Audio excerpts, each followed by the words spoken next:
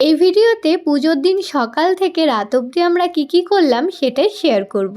তো সবার ফার্স্টে এই মহারানী আর অজয় আর জগন তিনজন মিলে গেছিল পোড়ামাতলায়। ঠাকুরের কিছু কেনাকাটা করা বাকি ছিল পুজোর, সেগুলোই কিনতে গেছিল। আর তারপর এরা আবার কিছু শপিং করে এনেছে, আবার আমার জন্য এনেছে একটা সোয়েটার, যেটা আমার একদমই জানা ছিল না যে ওরা এরকম আনতে চলেছে। তো আমাকে অনেকে জিজ্ঞাসা করেছিল যে সোয়েটারটা কোথা থেকে ওরা এনেছে। তো রাধাবাজারে একটি দোকান যোগমায়া, সেখান থেকে সোয়েটারগুলো মানে ওরা এনেছে। আর আমার আর সুস্মিতারটা একদম সেম সেম। আর প্রাইসটা আমার অ্যাকচুয়ালি মনে নেই, তো তোমরা ওখানে গিয়ে খোঁজ করতে পারো, তো পেয়ে যাবে। আর এটা কেমন লাগছে সবাই কমেন্ট করে জানিও। অলরেডি সবাই বলে দিয়েছে খুব ভালো লাগছে। আর সত্যি এটা খুব সুন্দর ছিল, মানে ওর আনা আমাকে না জানিয়ে এমন কোনো জিনিস যেটা আমার খুব পছন্দ হয়েছিল। আর এখানে দাদু নিজেই কিন্তু রান্নাবান্না মানে ভোগের রান্না সব শুরু করে দিয়েছিল। আর এখানে সমস্ত মশলাপাতি জোগাড় করে নেওয়া হয়েছিল। আর প্রথম দিকে সকালের টাইমটা দাদু একাই রান্না করছিল। আর আমি যেহেতু উপোস ছিলাম সেই কারণে ঠাকুরের কিছু যোগাযন্ত্রীর কাজও করছিলাম, আবার এদিকে দাদুর সাথে সাথেও কিছু টুকটাক হাতে হাতে এগিয়ে দিচ্ছিলাম। আর তারপরেই চলে আসলো এই কাকিমা, ইনি কিন্তু হেল্পার দাদুর। তো দুজন মিলে খুব সুন্দর করে ভোগের রান্না করছিল। আর দাদুর রান্না ভোগ মানে তো কোনো কথাই হবে না, আমার তো খুব ভালো লাগে। আর তারপর আমরা বিকেলবেলা চলে গেছিলাম একটু রেডি হতে, মানে আমরা সারাদিন এতটাই ব্যস্ততার মধ্যে আমাদের দিনটা কেটেছে যে আমি সেইভাবে কোনো ভিডিওই করতে পারিনি। তো যাই হোক, আমরা তো চলে গেছিলাম সুষমাদির পার্লারে সুন্দর করে রেডি হতে। আর এখানে সুস্মিতা বসে গেছে। আর ওকে যে মানে কীভাবে আমি নিয়ে এসেছি শুধু আমিই জানি, কারণ বাড়িতে পুজো থাকলে এত পরিমাণ কাজ থাকে আর পুরো দায়িত্বটাই প্রায় ওর ওপরে ছিল মানে পুজোর। আর ওখানে আরও অনেক কাকিমা ওরা ছিল, তো ওদেরকেই একটু কোনোভাবে মানে সব কিছু ওরাই করছিল সব কিছু, আমরা হেল্পই করছিলাম। তো ওদের ওপরেই সমস্ত দায়িত্বটা ছেড়ে আমরা চলেই এসেছি পার্লারে সাজতে। আর ওকে নিয়ে আমি চলে এসেছিলাম। আর আমিও রেডি হয়েছি, মানে প্রথমে ওকে রেডি করে দিচ্ছিলাম কারণ ওখানে পুজোর ওখানে ওকে দরকার ছিল, সেই কারণে বললাম তুই ফার্স্টে রেডি হয়ে চলে যা, তারপর আমি আস্তে আস্তে না হয় রেডি হয়ে আসছি। আর এই যে আমি পরে রেডি হতে বসছিলাম না, আমার কিন্তু অনেকটাই লেট হয়ে গেছিলো। তো যাই হোক, সুষমাদি তো খুব সুন্দর করে ওকে সাজাচ্ছিল। এই ভিডিওটা তোমরা যারা দেখোনি, আমি লিঙ্ক ডেসক্রিপশানে বা কমেন্টে দিয়ে দেবো, তোমরা গিয়ে দেখে নিতে পারো। আমি এর আলাদা একটা ব্লগ করেছি, তো সেটা তোমরা চাইলে অবশ্যই সবাই দেখে আসতে পারো। আবার অনেক অলরেডি দেখেও ফেলেছো। এদিকে দেখো সুস্মিতার কিন্তু মেকআপ একদম কমপ্লিট হয়ে গেছে, আর একদম একটু ফাইনাল টাচ আপ আর একটু সিঁদুর পরাটা বাকি ছিল, সেটাই পরে নিচ্ছিল। আর ও ফার্স্টে একটা রেড কালার অর্গ্যানজা পরছিল, কিন্তু আমি ওকে বললাম যেহেতু তোদের বাড়ির পুজো একটু গর্জিয়াস টাইপের শাড়ি পর, তো ওকে চেঞ্জ করিয়েছিলাম আমি শাড়িটা, মানে ওটাও রেড ছিল এটাও রেড, কিন্তু এই শাড়িটা একটু আলাদা। তো এই শাড়িটা পরে ওকে কীরকম লাগছে অবশ্যই কমেন্ট করে জানিও। আর এই যে এটা হচ্ছে আমার ফাইনাল লুক, তো আমাকে কীরকম লাগছে সেটাও জানিও। অলরেডি তোমরা সকলেই বলেছো যে লুকটা খুবই সুন্দর লাগছিল। আর তারপর ওখানে যখন আমি পার্লারে রেডি হচ্ছিলাম, আমাকে তো ফোন করে বলছে যে তাড়াতাড়ি আয় পুজো হয়ে গেল। আর মানে সকাল থেকে উপোস করেছিলাম, তো সেই কারণে আরও মানে লেট হচ্ছিল, সবাই এই জন্য টেনশন করছিল যে ধরো আসতে লেট হবে আর ওদিকে পুজোর অঞ্জলিটা কমপ্লিট হয়ে যাবে, কিন্তু সেরকম হয়নি। আমি আসার পরেও অনেকক্ষণ পুজো দেখতে পেরেছি, পুজোর টুকটাক কাজ ছিল সেগুলোও করেছি।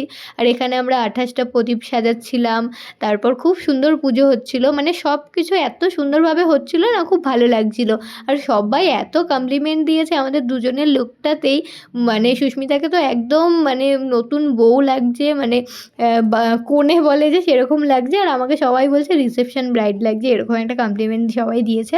মানে দুজনের লুকটাই খুবই ভালো হয়েছিল। আচ্ছা, এতক্ষণ তো শুধু ভালো দিকটাই বললাম, এবার একটু খারাপ দিকটাও বলি। না না, তোমরা আবার এটা ভেবো না যে মেকআপটা কিছু হয়ে গেছিলো, না না, মেকআপটা একদম ঠিক ছিল। মানে কিছু লোকের কথা আর কি, তারা বলছিল যে কালী পুজোতে আবার এরকম কেউ সাজে নাকি, এগুলো তো বিয়েবাড়ির সাজ হয়ে গেল, মানে এরকম একটা কমেন্ট পাস হচ্ছিল। কিন্তু তারা হয়তো এটা জানেই না এখনকার দিনে মানে কতটা আপগ্রেড হয়ে গেছে মানুষ, তারা তাদের ছোট্ট ছোট্ট অকেশানে নিজেকে সুন্দর করে সাজিয়ে তুলতে ভালোবাসে। আর ওদের বাড়ির পুজোটা যথেষ্ট ভালোভাবে জাঁকজমক করে হয়েছিল, কারণ তোমাদের সাথে ভিডিও আমি শেয়ার করেছি যে বাজনা দিয়ে মাকে আনা হয়েছে, ইনফ্যাক্ট বাজনা দিয়ে মাকে বিসর্জন দেওয়া হয়েছে। অনেক লোকের আয়োজন ছিল, খুব সুন্দর প্যান্ডেল, খুব সুন্দর করে দাদু পুজোটা অ্যারেঞ্জ করেছিল, দাদু দিদা ওদের বাড়ির সকলে মিলে। তাই আমরা সুন্দর করে রেডি হয়েছিলাম। যাই হোক, এর বেশি আমি আর এদেরকে কিছু বলতেই চাই না। আগের ভিডিওতে তোমাদেরকে শুধু মায়ের প্রতিমা দেখিয়েছিলাম, আর এইবার সুন্দর ডেকোরেশন হয়েছে আর মাকে পুজোর সাজে কতটা সুন্দর লাগছে সেটা কিন্তু তোমরা কমেন্ট করে জানাতে ভুলো না। আর এখানে হচ্ছিল আরতি, আর এরপরেই ছিল অঞ্জলি। এই যে এতটা বেলা অবধি, মানে এখন প্রায় সন্ধে গড়িয়ে রাত হয়ে গেছে, প্রায় 8টা-9টা বাজে। এই যে সারাদিন উপোস করে রয়েছি না, বুঝতেই পারছি না, মানে একটুও খিদের জন্য কষ্টই হয়নি। মানে যদি তুমি মন থেকে একদম ভক্তি ভরে মায়ের উপোস রাখো বা পুজোটা যদি একদম মন থেকে করো, তাহলে কিন্তু এই জিনিসগুলো কখনোই তোমার কষ্ট হবে না বা তুমি ফিলই করতে পারবে না। আরেকটা ইনসিডেন্ট, সেটাও তোমাদের সাথে শেয়ার করি। তো আমাদের এখানে বড়রা বলে যে উপোস করে থাকাকালীন কোনোভাবে রক্তক্ষরণ হলে, মানে কোথাও কেটে গেলে যদি রক্ত বেরোয়, তাহলে তাকে আর উপোস হিসেবে ধরা হয় না, মানে তার উপোসটা তখন ভঙ্গ হয়ে যায়। আচ্ছা, তোমাদের ওখানেও কি এই নিয়মটা আছে? কমেন্ট করে জানিও কিন্তু। তো মেন ব্যাপারটা হচ্ছে, সুষমাদের পার্লারে যখন সুস্মিতা শাড়ি পরছিল, ওই শাড়িতে আমি একটা সেফটি পিন লাগাতে গিয়ে সেফটি পিনের মাথাটা অনেকটাই আমার আঙুলের ভেতরে ঢুকে ফুটো হয়ে গেছিলো। কিন্তু মায়ের এমনই আশীর্বাদ, একটুও রক্তক্ষরণ আমার সেখান থেকে হয়নি। আর আমার উপোসটা একদম মানে সুসম্পন্ন হয়েছিল। আর আমরা খুব ভালোভাবে অঞ্জলি দিয়েছিলাম, যজ্ঞ দেখেছিলাম। আর এখানে দেখো পুজো কিন্তু হয়ে গেছে সম্পন্ন। এত ভালোভাবে হয়েছিল না, একটুও বাধা কিচ্ছু পড়েনি, মানে খুব সুন্দরভাবে পুজো হয়েছিল। আর এখানে মায়ের এবার চলে যাওয়ার পালা। তো এইটুকু সময়ের জন্যই আমরা মাকে আনতে পেরেছিলাম, আর যতটুকু আমরা পেরেছি আয়োজন করেছি। মানে সবই তো মায়ের ইচ্ছা, আমরা তো শুধু একটু আয়োজনই করতে পারি। আর এদিকে নিমন্ত্রিত সব ব্যক্তিরা আসা শুরু হয়ে গেছিলো, অনেক লোকজন আসছিল। আর ঠান্ডাও পড়েছিল সেদিনকে, মানে ওই দিন থেকেই যেন একদম পুরো শীতকাল নেমে এসছে। আর এখন আমাদের সব কমপ্লিট হয়ে গেছে। আর ওদেরকে বলছিলাম যে চল তোরা ভোগের প্রসাদ নিয়ে নিবি। মানে আমরা সবাই মিলে যারা উপোস করেছিলাম, অনেকজন উপোস ছিলাম, সবাই মিলে ভোগের প্রসাদ নিয়ে নিয়েছিলাম আর খেতে বসেছিলাম প্রায় 12টার সময়। আর এই দেখো, এখানে আমরা সবাই মিলে একসাথে বসে গেছি খেতে। আর প্রসাদটা মুখে দেওয়া মাত্রই মানে এত ভালো লেগেছিল, মানে বলে বোঝানোর মতো নয়, এত স্বাদ হয়েছিল। এখন প্রায় 12টা মতন বাজে, কিন্তু তাও এদেরকে ঠেলে বসানোই যাচ্ছে না, কারণ ওরা সবাই কাজে ব্যস্ত। কারণ পরিবেশন আমরা সবাই নিজেরাই করেছিলাম, মানে আমি করিনি, অজয় যখন ওরা করেছিল। তো এই ছেলেগুলোকে কোনোভাবেই বসানো যাচ্ছিল না খেতে। তো ওরা সারাদিন উপোস করেছিল, সেই কারণে ওদের অনেক জোরজার করে নিজেরা নিয়ে একসাথে বসেই পড়েছি। আর আমি ওদিকে সবাইকে জিজ্ঞাসা করছিলাম, বল প্রসাদ কেমন হয়েছে। মানে সারাদিন পরে যে প্রসাদটা মুখে দিয়েছি, তার তো একটা স্বাদ আলাদা, আর ভোগের তো স্বাদ আলাদাই, মানে সব মিলিয়ে খুব ভালো লাগছিল। আর তারপর আমি বলছিলাম যে এখন ঠান্ডার মধ্যে বাড়ি গিয়ে আমাকে মেকআপ তুলতে হবে, এইসব চিন্তা করতে করতে আমরা খাচ্ছিলাম। আর ও দেখো এখন ওর লিপস্টিকটাকে সামলাচ্ছে। আর এদিকে দেখো, এখানে খাওয়া নিয়ে ওর এত ফাজলামি করে, মানে তোমরা যদি আমাদের এই গ্রুপটার সাথে একদিন থাকো তাহলে বুঝবে যে আমরা কতটা এনজয় করি। মানে এত সারাদিন খাটাখাটনির পরেও এরা টায়ার্ড হয় না, এই যে খাওয়া নিয়ে ইয়ার্কি মারছে। কোনো মানে হয় এগুলো? দেখো তো, ওকে এতটাই পরিমাণ অত্যাচার করা হয়েছিল, সেই কারণে ও থালাটা ঢেকে রেখেছে। দেখো, একটা মানুষ কখনো এত বেগুনি খেতে পারে? সব ওকে চাপিয়ে দিয়েছে।